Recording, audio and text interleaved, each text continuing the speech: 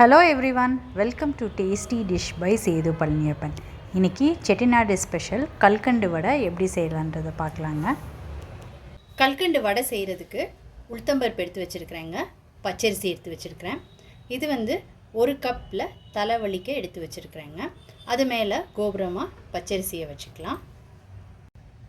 உளுத்தம்பருப்பு 200 கிராம் ஆலாக்கில் ஒரு ஆலாக்கு எடுத்துருக்குறேங்க. இது தலை தட்டிட்டு எடுத்துக்கோங்க. இப்போ இது மேலே கோபுரமாக பச்சரிசி வச்சுக்கலாம்.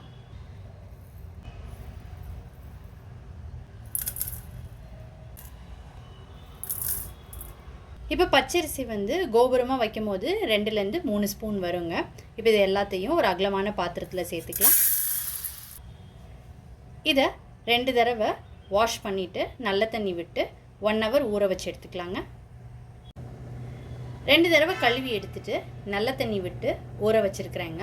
அரை மணி நேரத்துலேருந்து 1 மணி நேரத்துக்கு ஊற வச்சுக்கோங்க. இதை நல்லா ஊறட்டும். ஊறினதுக்கப்புறம் என்ன செய்யலான்றதை பார்க்கலாம். ஊற வச்சுருந்த பருப்பு நல்லா ஊறிடுச்சு. இப்போ தண்ணியை வடிச்சிட்டு எடுத்துக்கலாம்.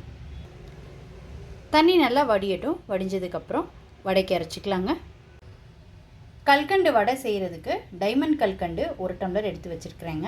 எந்த கப்பில் உளுந்து மெஷர் பண்ணிங்களோ அதே கப்பில் 1 கப் கல்கண்டு எடுத்து வச்சுக்கோங்க. நீங்கள் உங்கள் ஸ்வீட்டுக்கு ஏற்ப கூட குறைச்சி பார்த்து போட்டுக்கோங்க. கல்கண்டோட மெஷர்மெண்ட் மட்டும் பார்த்து கரெக்டாக போட்டுக்கோங்க. 3/4 கப்லேருந்து 1 கப் வரைக்கும் போட்டுக்கலாங்க. ஜாஸ்தி போட்டிங்கன்னா வடை சரியாக வராது. இதே நீங்கள் பெரிய கல்கண்டு எடுத்திங்கன்னா அதை பவுட்ரு பண்ணிவிட்டு அதுக்கப்புறமாட்டி 1 டம்ளர் மெஷர் பண்ணி எடுத்து வச்சுக்கோங்க. தண்ணி நல்லா வடிஞ்சதுக்கப்புறம் உளுந்தை மிக்ஸி ஜாரில் சேர்த்துட்ருக்கேங்க. இதை கிரைண்ட் பண்ணி எடுத்துக்கலாம். அரைக்கும் போது தண்ணி எதுவும் சேர்க்கக்கூடாதுங்க. ஃபஸ்ட்டு கோர்ஸாக அரைச்சி எடுத்துக்கோங்க. அப்புறம் தண்ணி தேவைப்பட்டால் ஸ்பூனில் 1 ஸ்பூன் தண்ணி ஊற்றிக்கலாங்க. இந்த மாதிரி கோர்ஸாக அரைச்சி எடுத்துக்கோங்க. அரைச்சி எடுத்துக்கிட்ட பிறகு தண்ணி எதுவும் சேர்க்க போகிறது இல்லைங்க. அதுக்கு பதிலாக நான் டைரெக்டாக கல்கண்டையே சேர்த்துக்க போகிறேன். நான் எடுத்து வச்சுருந்த 1 டம்ளர் கல்கண்டை பவுட்ரு பண்ணி எடுத்து வச்சுருக்கிறேங்க. இந்த பவுடரை கொஞ்சம் கொஞ்சமாக உளுந்தோடு சேர்த்துக்கிட்டு கிரைண்ட் பண்ணி எடுத்துக்கலாங்க. தண்ணி எதுவும் சேர்க்க வேண்டாம்.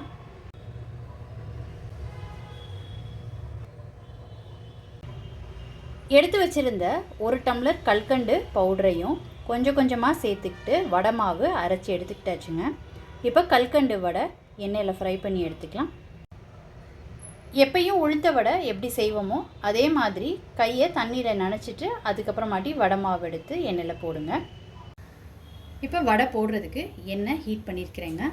எண்ணெய் ரொம்ப சூடாகவும் இருக்கக்கூடாது. அது மிதமான இதில் வச்சுக்கோங்க.